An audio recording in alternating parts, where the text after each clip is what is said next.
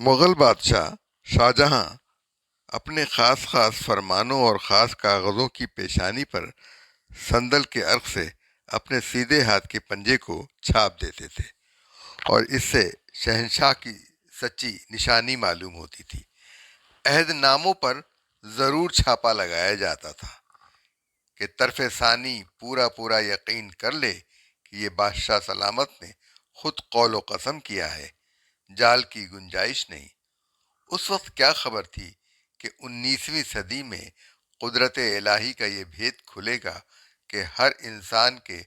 الٹے ہاتھ کے انگوٹھے کا نشان جدا جدا ہوگا اور لاکھ کروڑ میں کسی آدمی کے انگوٹھے کی لکیروں سے نہ ملے گا نہ جلے گا، اور دستاویزوں اور تمسکوں پر بجائے مہر کے لگایا جائے گا۔ شاہ جہاں آباد میں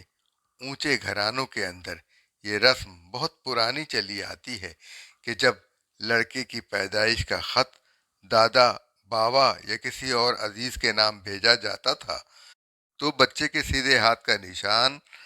خط پیشانی پر سندل سے چھاپ دیا جاتا تھا تاکہ مکتوب علیہ اسے دیکھ کر شاد ہوں۔ تاریخ کے اوراق سے یہ اقتباس آپ کی خدمت میں پیش کیا گیا، انکہی داستان کے مطابق۔